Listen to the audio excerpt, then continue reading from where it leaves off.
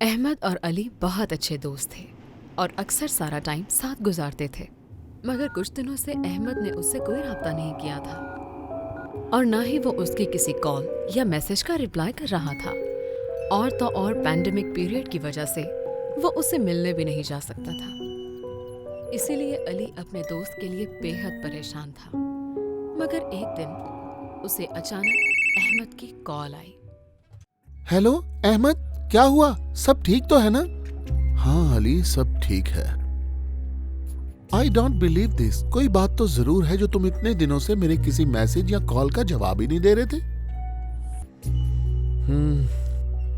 तुझे तो पता ही है यार, मैं शाम 6 बजे अपने ऑफिस से ड्यूटी ऑफ करके घर के लिए रवाना होता हूँ। हाँ, दरअसल लॉकडाउन की वजह से मेरे मैनेजर ने कुछ अरसे के लिए मेरी शिफ्ट इवनिंग की कर दी थी।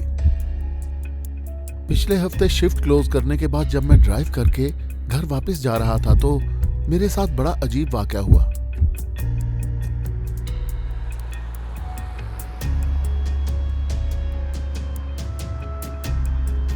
ये लड़की इतनी रात को यहाँ खड़ी है और आसपास भी कोई नहीं है।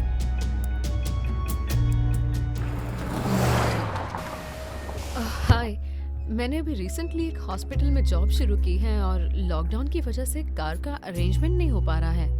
अगर आप माइंड ना करें तो क्या मुझे करीबी सर्विस स्टेशन तक लिफ्ट दे देंगे? उसने चेहरे पर क्लिनिकल मास्क पहना हुआ था।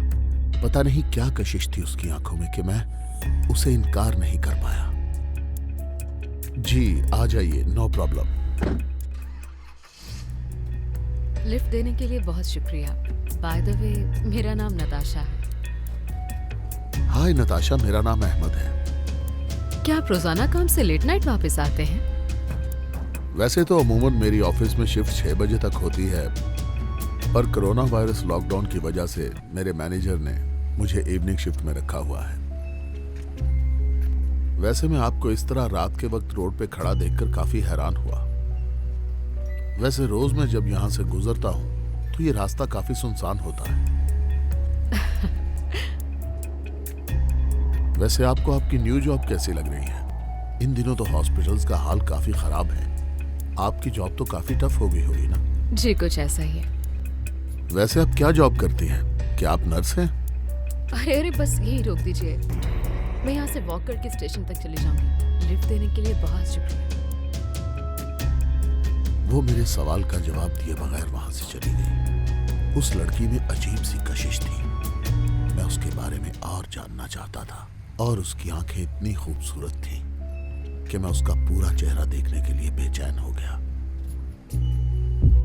फिर क्या हुआ? क्या वो अगली रात भी वहीं पे खड़ी थी?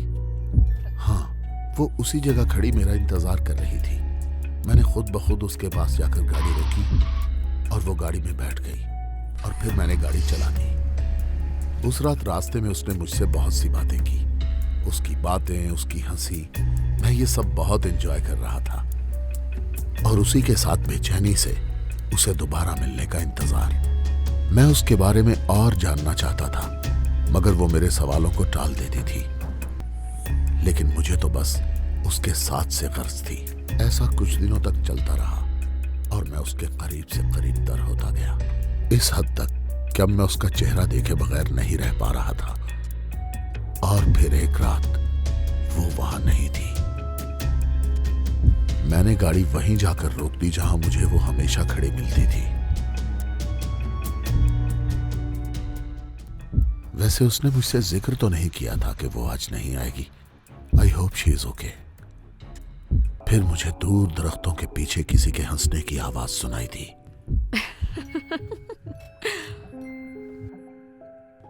और मैं उस आवाज की जानिब बढ़ने लगा और फिर मैंने उसे देखा।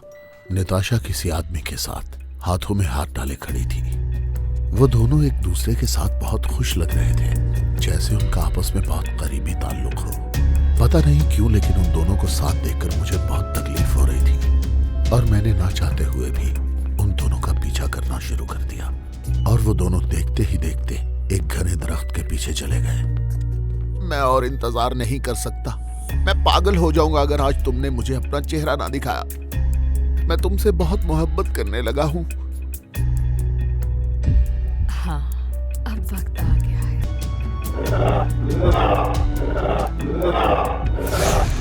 ये देखते ही मेरे पांव के नीचे से जमीन निकल गई कि नताशा उस आदमी की गर्दन को नोच नोच कर खाने लगी।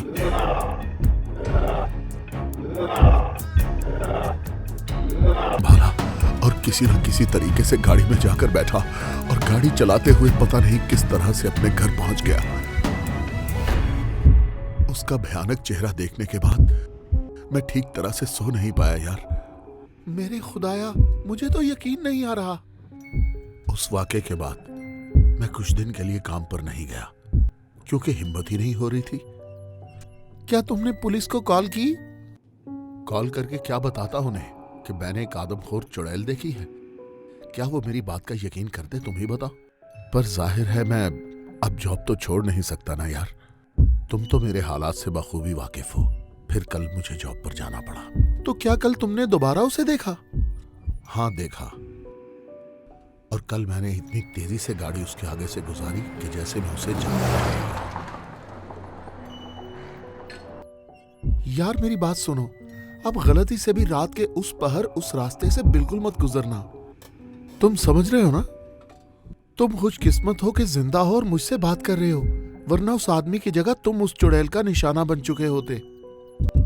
हाँ जानता हूं यार, इसलिए मैंने कल ही मैनेजर से बात कर ली थी कि मैं अब इवनिंग शिफ्ट नहीं कर सकता, और उसने मुझसे प्रॉमिस भी किया है कि अगले हफ्ते से दोबारा मुझे मॉर्निंग शिफ्ट में डाल देगा। ओह शुक्र है, बट प्लीज तब तक तुम बहुत एहतियात करना।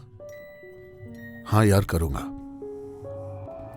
कुछ दिनों बाद पुलिस को अहमद की डेड बॉडी उसकी गाड़ी से मिली, मगर उसकी बॉडी से उसका सर अलग हो चुका था।